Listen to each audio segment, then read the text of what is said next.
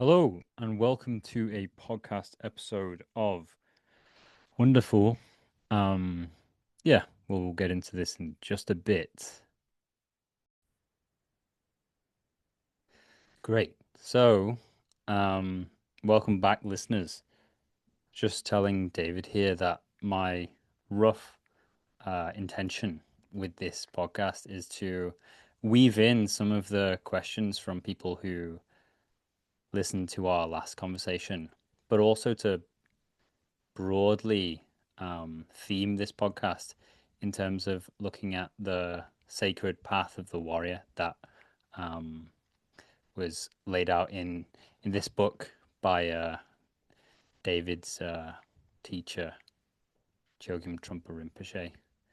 So I thought maybe a nice way to begin, or an interesting way to begin, that gets one of our questions out right at the beginning, is the question I got was, what is kind of mastery of meditation? Is it about eliminating thoughts entirely? Is that kind of an end state? Or what is the goal of practice almost? Yeah. That's like saying it's the goal of life to eliminate ourselves. Mm. You know, you could posit some more relational goals that might be more realistic and also more compassionate, such as, for example, if you just use that analogy, making friends with yourself, learning to appreciate, enjoy your experience as it is, leaving space for activity and silence to mingle. So, there's, of course, some people might have been led to believe, or just leapt to the conclusion that if only you could stop the mind, that from thinking, somehow that would be a state that would be superior to the one that you have right now, for example, where there are occasional thoughts flickering across your mind like clouds across this blue sky. So we look at the blue sky of mind as having enough space to accommodate clouds and um, blue sky. So there's no need to assassinate oneself in order to achieve some kind of relatively benevolent relationship to our own thoughts and mind. But we do try to. The reason we practice is to get a nice middle sweet spot between repressing the thoughts, right, and going into some kind of trance state that's bound to end at some point and leave nothing particular in its wake, and an obsessive carrot munching rabbit mind, that is just keeps just pulling us down the rabbit hole with it, and we're lost in thoughts and distracted most of the day. So the, the meditation, you know, frames out those as the two extremes that we don't have to uh, be allegiant to either extreme. So it's a lot of times we talk about the middle way. So I think that's a very important thing for people who are starting to meditate. You're kind of giving yourself a hard time if you just say, "I'm going to try to quiet my mind."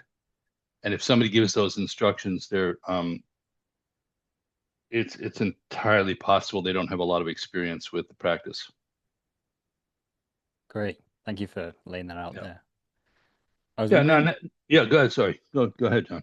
Yeah. I was wondering if because I know that you've had the opportunity to be with teachers that people might say they're enlightened or they're masters of meditation.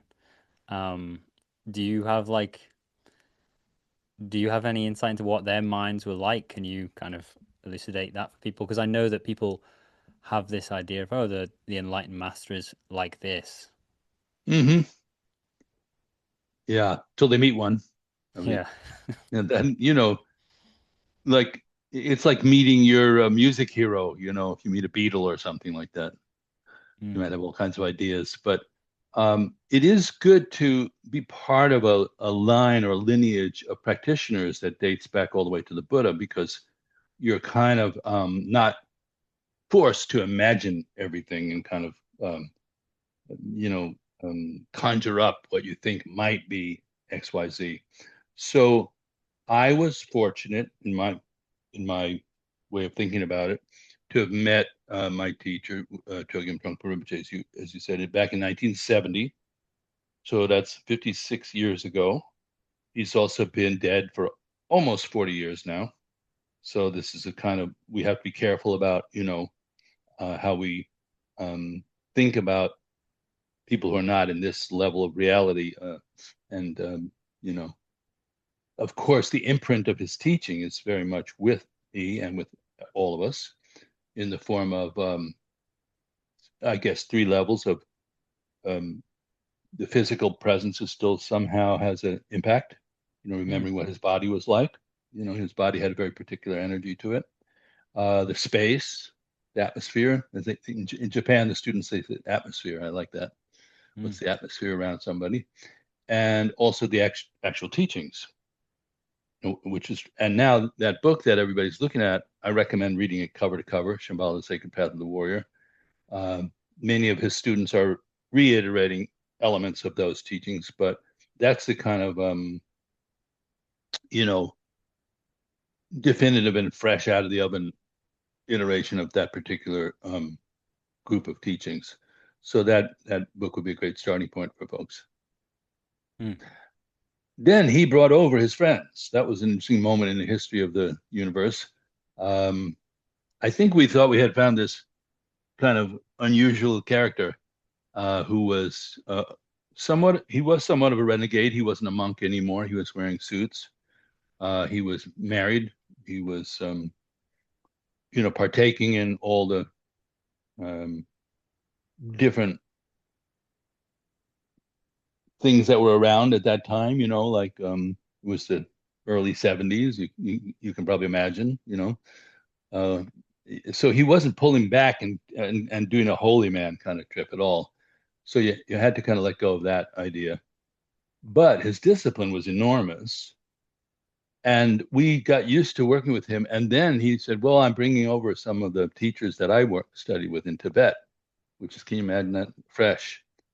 Wow. And Yeah. you literally, it's hard to do that now. So he brought over two teachers, well, quite a few actually, but two in particular that lingered with me was His Holiness Karmapa, who was the 16th lineage holder of the Kagyu lineage of Tibetan Buddhism, and Dilgo Khyentse Rinpoche, who was one of his main teachers. And I'd have to say that their job was not to clean up your mess as a teacher. Sometimes a teacher has to clean up the student's mess a little bit or get into it with them. Their job was just to kind of manifest the teachings. And so they were unbelievably radiant and charismatic and friendly and loving and kind. And, just it was like the minute you saw them, it was over. It was just like you go, oh, okay, human beings, we could do it. That was my Mm. take, anyhow. I felt very inspired by that and grateful to my teacher for bringing over his teachers. It was a lot of work. Yeah. That's that's inspiring. Kind of this sense that you can do it. And I guess the it of what that is, that's kind of, I guess, what people are reaching for in a way Mm, when they ask like what is like what am I doing with this meditation thing? Like where am I trying to get to this? What kind of state am I trying to get to? And here I think maybe it's interesting to kind of bring in the sacred path of the warrior because there's some way in which the way that I relate to that phrase, this book, is that there's some way in which you're invited to fuse some of the insights or the qualities that are being cultivated in practice with the everyday moment and kind of almost what might even be possible beyond this moment into the next and the next and the next. hmm. Does that sound about right? Yeah, I mean, the one word that would kind of link the Shambhala teachings with the Buddhist teachings is nowness. Nowness. So there's a whole chapter in that book, I think, on nowness. And Mm, of course, it's a main theme in Buddhist practice relating to nowness. Um, it's elusive, but it's inevitable. So let's put that on the record book. Elusive but inevitable, mm, because it's always now. Like I started talking about this already like 25 seconds ago. It's over. That train of thought is gone. that what inhale or exhale I was up to, that I have an itch in my nose now that wasn't there before. So nowness keeps unfolding in this very vivid way. And you could almost say that the speed of it unfolding is making us dizzy. So we need a stabilizing um, energetic to really work with the tempo of nowness, which is sort of dropping an anchor into the body experience. So again, both the Buddhist meditation, Shambhala meditation, they're the same. The practice of meditation would be exactly the same. Okay? Now, now you arise from your cushion. Where are you going? Okay, I see you've got some coats hanging up on your door there. I see a scarf. You probably won't be needing that soon. You're probably going to go out to meet your friends later to have to a restaurant or a bar and hang out. Maybe you have a date tomorrow night. You know, all these things that are defining your curriculum of study. And the warrior path is unabashedly engaging to the temporal curriculum. You know, it doesn't shy away at all from society, politics, health, um, you know, culture, art, food. It's that is the arena of that's the monastery for a warrior. This very reality that we have. So there's no shunning of it or kind of attempt to put it aside or transcend it in any way. In that way, the warrior path is very similar to Buddhist Tantra, which also says, you know, you have to work with the energy of life. Um, but it's not a renunciate path in the sense of like, hey, this is all going to get us in trouble over and over and over again. And let's just, you know, adopt a code of discipline that doesn't keep us spinning in samsaric realities for eternity. So the playground might be a little different. But we have to eat, you Yeah. know? I might be, maybe I'm reaching with this, but there's this the very practical nature of like humans need to eat. There is suffering. There's actually lots of things going on in the world that might prevent someone from being able to reach food, might cause them more suffering than is potentially necessary. It seems like part of the part of this warrior path in the Shambhala teachings, which I should say for the listener, you made a differentiation between Shambhala and Buddhism, but it's like in my understanding, Shambhala is kind of like a branch of Buddhism that's being Not exactly. no, okay, No, I mean, and this was before Trungpa Rinpoche died, he spent a lot of time trying to clarify because he came out with these teachings in a very unified and condensed way. They're considered, if you're looking at it through a Tibetan Buddhist lens, they're called terma teachings or treasure teachings. They're discovered or revealed at the right time.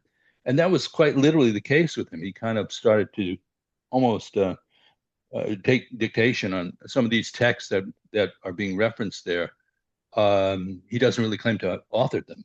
It's more mm, like they're just coming through, and they're considered to have been buried treasure, literally. That they can sometimes the term are buried in like rocks and lakes and places like that, and people literally have gone put their hand into a rock and pulled them out.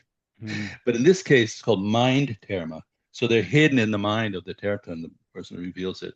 And then at just a certain point, he just dictates it basically. And that came out starting about 1976. And then that created a specific realm of presentation, teaching. And I would say you'd have to say it was one of the major iterations of this lifetime for him to bring that through. I don't think we've seen even the beginning of the implications of it because it's going to just trickle through. And it also refers to our history as Britain, Japan, Asia in general. This idea of certain principles that have manifested in societies since they started making societies that are part of the warrior tradition. So it's kind of universal in that way. Mm. And but would you say like it's still for even Shogun Trungpa Rinpoche, his this was almost rooted in a Buddhist training, and then that kind of created the conditions in which there was this teaching could then be Yeah, discovered. I think it's fair to say that there's the training is the mind training. You know Mm, how to and also how to acknowledge certain kind of dimension of mind that's not just the everyday little prattling along kind of that's happening and that happened, but more the dimension of mind that's very vast. So in that dimension of mind, and easier to access it through silence sometimes than through noise. So sometimes just leaving space and holding your seat properly and then see what comes through. So maybe that quality we used to remember, we used to talk about first thought, best thought, and that fresh mind has a lot of ironically, it taps into the history of the universe. mm. Yes, and if people haven't watched it, there's a podcast you've just done with Duncan Trussell where you Oh, begin to just touch on this at the end, where Duncan's talking about he's been listening to Neville Goddard, who's this teacher who's kind of talking about he looks at the Bible in a particular way, as a particular way of viewing the Bible, and sure. so and I would recommend people go and listen to that. There's a very dynamic conversations between David and Duncan that I personally love. Oh, Um, good. I'm glad because it's we never know what's going to happen. That one is yeah. kind of has a lot of freedom to it, and yeah, and you know, I. It's funny. I enjoy listening back to them because I don't necessarily remember everything that we said. Mm. And yeah, so you touched right on at the end about how kind of the Buddha wasn't a Buddhist. There was something he Oh, was touching into that's what you're kind of me pointing to here. There's a broader situation that a mind training might bring one into contact with. Um, that's also quite grounded and practical as well. It's kind of accessible in the hmm everyday. yeah, Um, and so yeah, that brings me back to kind of yeah, pointing at the world in terms of there are these things that maybe there are these things that are causing suffering. And there are some people who aren't able to get food every day. And there's some way in which I think the Shambhala teachings, and you can correct me if I'm wrong, but there's some orientation towards what's happening in the world that the Shambhala teachings doesn't turn away from, but looks right, towards and says, right, okay, there's some way in which things could manifest that maybe they haven't done so far, and that we can be part of the process of, um, yeah. yeah, shifting. Well, and then the link is also in addition to the mindfulness and awareness practices that are common. Um, the link is also the path of the bodhisattva or the compassionate.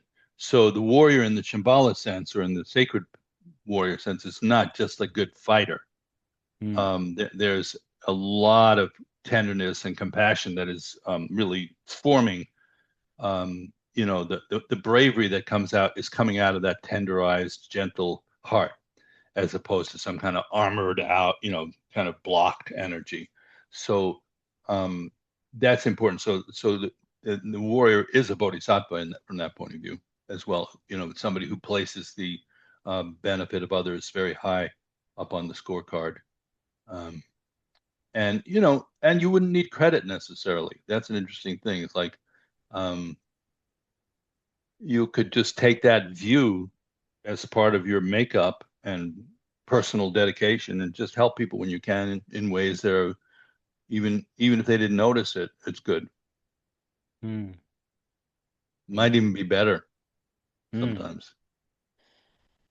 So, that's a I used to read stories of these Taoist sages who would go to a village and heal everybody and then just disappear. And in this case though, we are making an encampment. The Shambhala thing is this idea of enlightened society. if you can create a culture or a society that holds these principles for generations, then you've done a really that's really hard to do, and that's really it has happened. So, and Trungpa Rinpoche was a big student of history, big time, and culture. So, ironically, even though he was Tibetan when he came through India, he ended up in England for probably a decade, 8 or 10 years, I think, and got a PhD at Oxford. So he, or some kind of master's degree, I think, and then only then came to America. So he had already fallen in love with. He was in love with Great Britain. In fact, he married a British woman whose name was Diana, which was interesting because that was the princess at that time too. So it was a parallel kind of feeling. And he liked hierarchy. He liked royalty. So I don't know how popular that would be these days among people.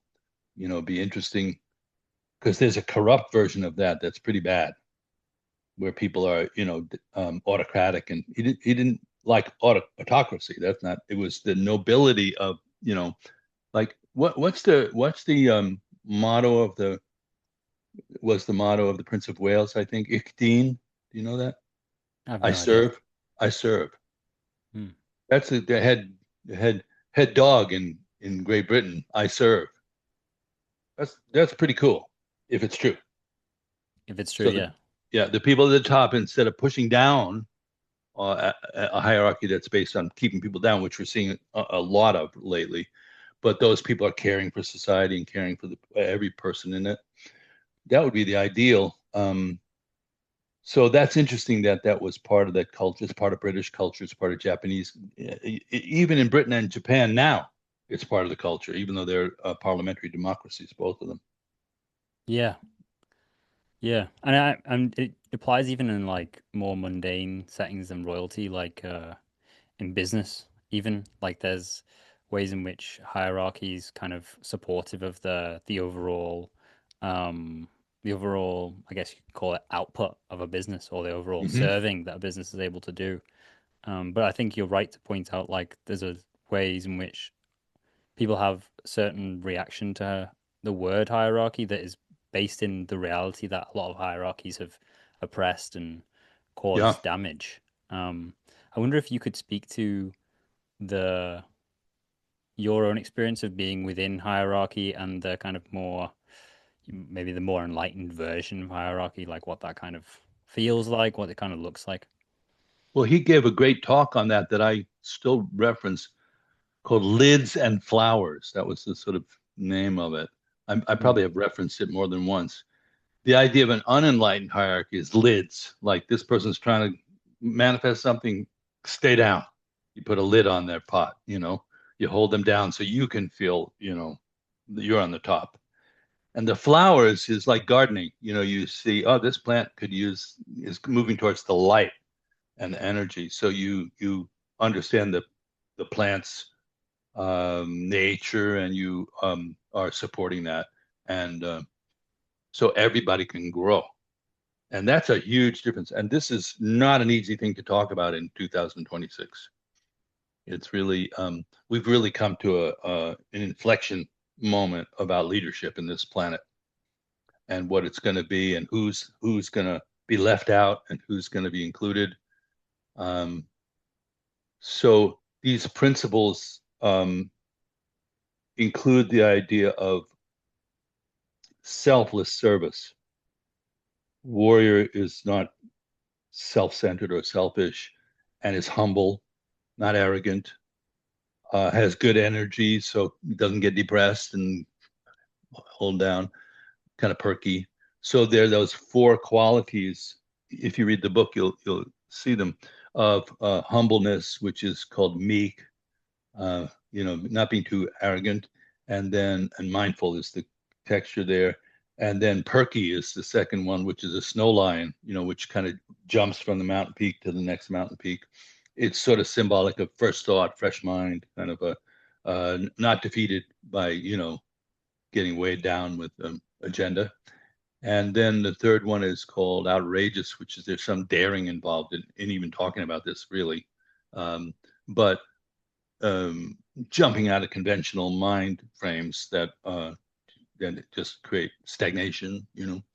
And then the fourth one, which is kind of the Maha virtue, is inscrutability, which is kind of um, the only access I ever had to that word before I heard it in this context was like, yeah, you just pretend that you hide so people can't see what you're doing and Mm. can't see through into it. It's kind of manipulative and cunning in that way. But this inscrutability is that literally your mind is unfathomable because it's so vast. It's just so expansive that as people try to figure you out and suss you out and pin you down, it's and so it's symbolized by a dragon that is coming from space, cosmic forces actually, and it controls the weather, it controls the four seasons. So the level is from very much earthy to kind of a big perspective, which we call heaven, and always keeping a balance between heaven and earth. That's an important principle. Yeah. I'm going to try and weave in another one of these comments and questions from people who listened to the last conversation here because I think it maybe this will fit in an interesting way. There's there was the experience that this one of the family members of this person had had um, at the very kind of earthly moment of another's death, um, of experiencing like a shock of energy in Mm, that moment. Not this person that brought this to me in particular, but one of their relatives had felt this kind of jolt of energy, and that doesn't seem as earthy as the death itself. There seems to be like the the the hint of okay, there's something more going on than the materialist scientific paradigms presenting in terms of this death. But there is also the kind of the fact of there's a passing that's happened here as well. And I wonder if how how would you suggest to the modern mind to kind of make sense of this kind of situation? well, it's funny when you say modern mind. As far as I can tell so far, I don't hear scientists. Maybe I've missed it, but I haven't heard it offering clarity about what happens at the moment of death. Mm, And I could I could maybe we can share with our friends here. There's actually a video on YouTube of some very advanced yogis in Tibet in Tukdam, which is a state of presence that they can sustain for days after they physically die. They're actually still meditating, still sitting up. So the consciousness has got to be really, if you want to go science on it, you have to tell everybody what consciousness actually is. And if you say it's just the activity in the brain, I don't even think a good scientist would say that. You know that the brain obviously is controlling a certain aspect of consciousness. It's a very important organ, just like your stomach's controlling digestion. You know, but it's not the only thing involved, right? Um, your teeth are involved. You're chewing. You know, so this idea of comprehensive understanding of the of what we are fully probably can't be understood completely from a third party perspective. You're reading a book about it or something like that. So we have to investigate our own consciousness to see um, what's happening, and that's where Buddhism and the meditation practice are so interesting because they're not telling you read a book about it; they're telling you to sit and watch it, mm. like right now.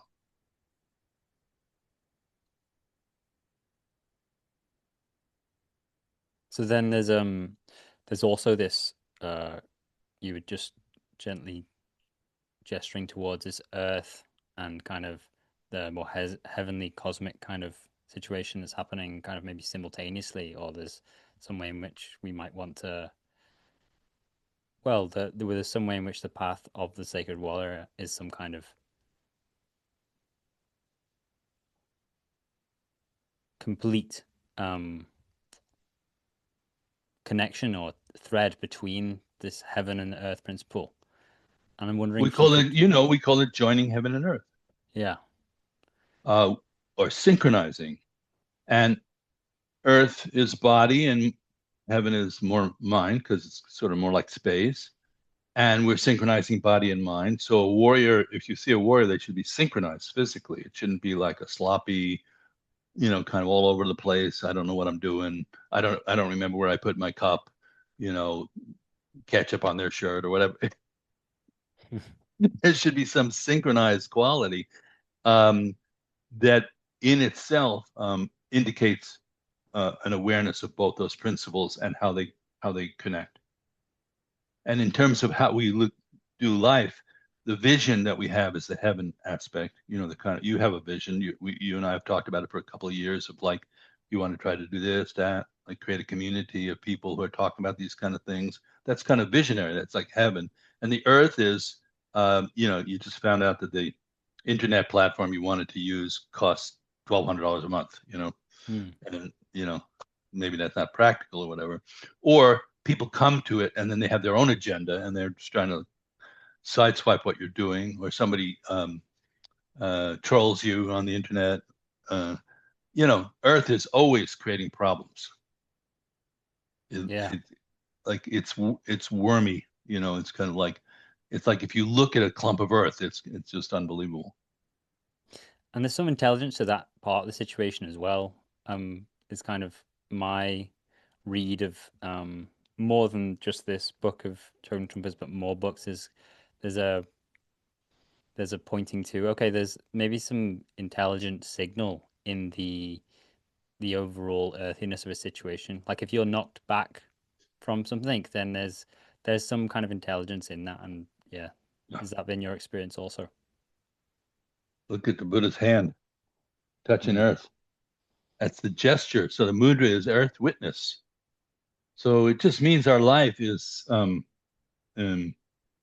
calibrated by how much our vision is grounded in reality. mm, And that determines the kind of earthy, sane, wise person. Um, and it's a good calibration to use for your life to see how your vision is lining up with your, everyday reality. So from that point of view, you would bring heaven to earth, and you'd bring earth to heaven. It's interesting. It's sort of, when you study Taoism, there's this idea of heaven is on earth. It's not like another place. And I think Shambhala, you would say that too. There are like all kinds of realms of existence, but the idea is to create one right here, uh, in our own houses and in our own relationships and in our own time and place that feels sacred and you could say inspired, um, and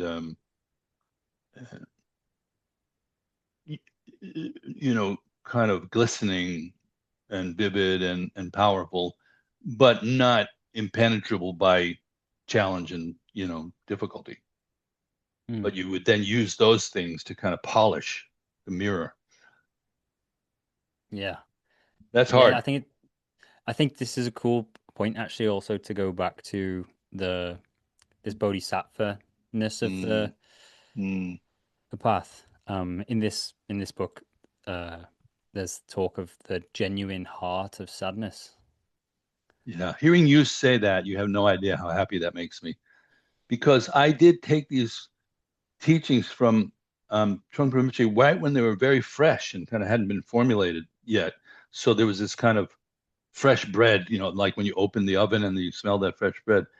And then, but the real test of it is, does it go intergenerational? So to hear you reading that book and uttering it, and know that to some extent that I helped continue the thing that was so inspiring to us, is kind of cool.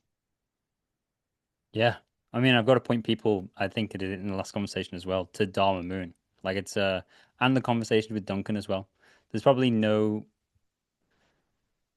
I don't.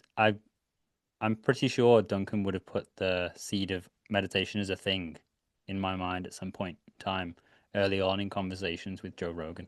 he would have been like, "Oh, this is some interesting stuff going on with psychedelics and meditation." He was talking about early on. And Um, they did talk about it, or they didn't? yeah, they would have talked about it, and then my actual path would have been then in my late teens, in my early 20s, I was following a scientist on Twitter who is the psychedelic research scientist in London. And then he started posting pictures of Thich Nhat Hanh's writing on his Twitter page. Um, so it's all connected for me. And yeah. Right. Yeah, and that's uh if you're genuinely inspired by something and you let it permeate and then you share it, this to me is like the real mission of the human equation, is that kind of family and culture, and it's a richness that we have that is beyond our individual existence. Hmm. Not just one person struggling with a canoe down the Amazon by themselves. There are things to share in this life, and there's a certain um, dignity, but also real joy in doing that. So when that happens very organically, and I think then you look at how much force is somebody using to convince themselves or you of something, and that would be kind of less healthy, Hmm. because it means the person who's trying to use that kind of force doesn't really believe it themselves, actually. Hmm. So they end up Yeah. conning you. That's called the setting sun world in that Trungpa Rinpoche way of looking at it. It's just, you know, you don't really have any real confidence. You don't have any real appreciation, and you're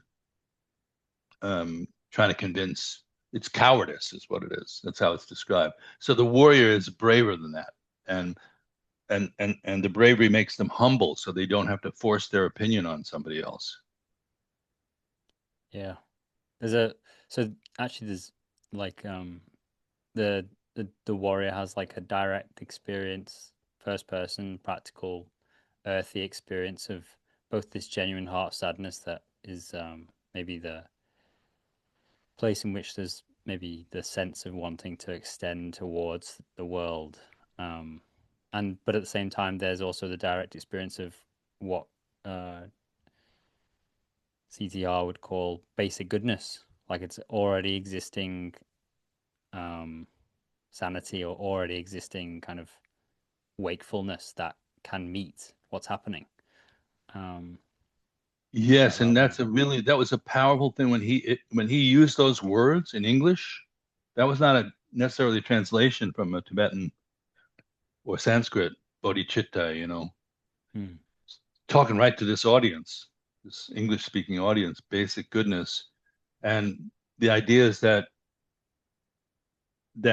our lives are basically good. And that doesn't mean there's no problems. That doesn't mean there's no karma. There's no, you know, pushing and pulling. But when you look all the way through it to the core, there's nothing fundamentally wrong. And in some sense, he was really like placing that on the board to counter the idea of original sin, quite consciously. That the idea of that way back before you remember anything, you blew it, and now you have to crawl your way back, somehow repair, make amends, repair that, um, and that will appeal towards guilty people. I could dig it. If you feel like bad enough about yourself, you go, okay, I'm bad, but I can clean it up, but I actually need to call in the troops to do it properly. I need to invoke something. So this is flipping that, and it's saying, no, fundamentally at the core, you're a good person.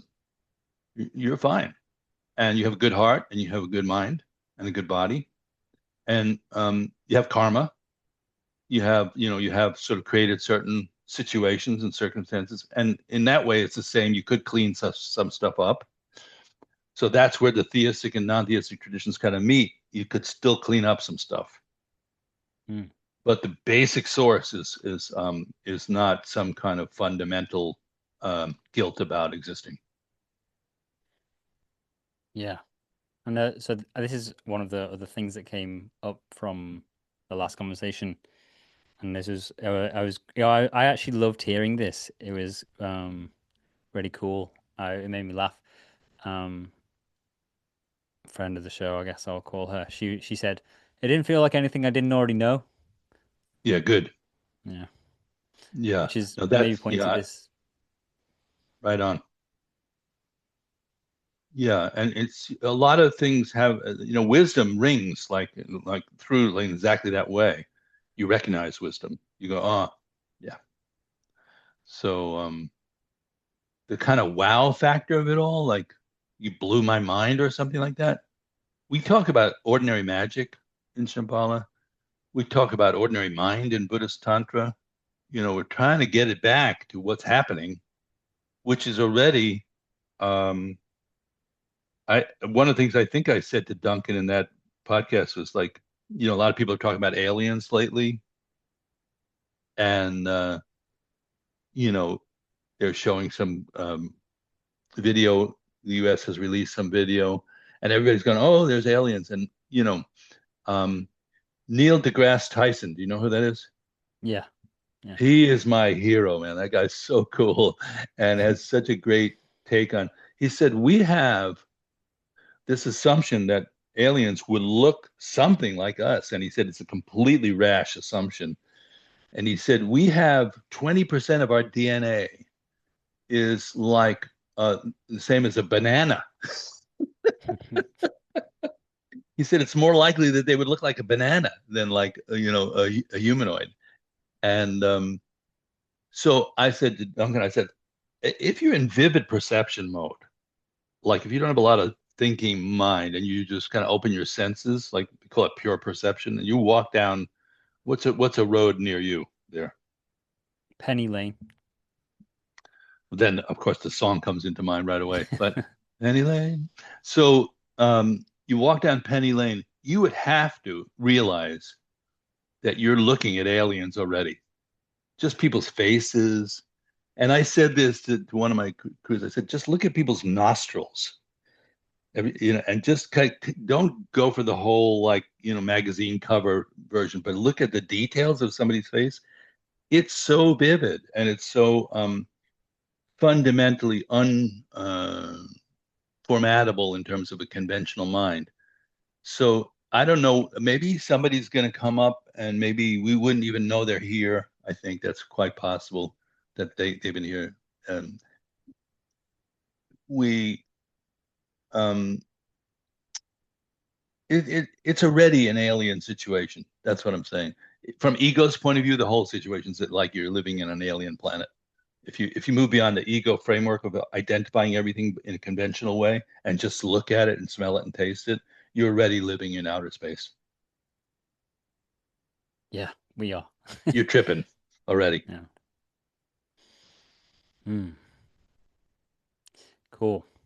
So if someone wants to, um, it seems to me that maybe there's some groundwork that the Buddhist tradition, this bodhisattva frame of seeing things, that sets the stage for, um, or is part of the path of the warrior. Um, if someone's hearing like, oh, there's a this this seems like a um this doesn't seem like a passive, like, hide in a monastery, hide in a retreat kind of Mm, spiritual situation. It sounds more like what I would like to do given all the craziness I can see happening in the world. sure. Where do you like point them to begin?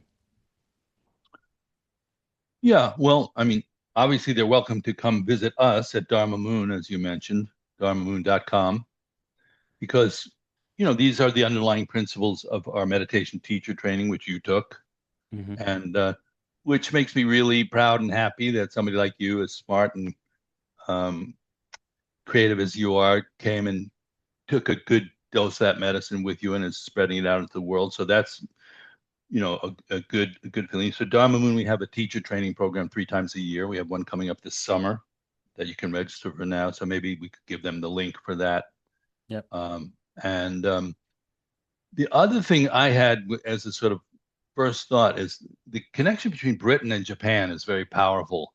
In the way Trungpa Rinpoche sort of formulated his sense of form, and it was sort of partly British and partly Japanese, in the sense that both cultures have a respect for form and for formality and for you know elegance, Mm. discovering elegance. So we have a retreat in Japan. This was the thought I had while I was talking to you, is if you could gather 5 or 6 of your friends and come to that retreat, that would be amazing. And it's at the end of October.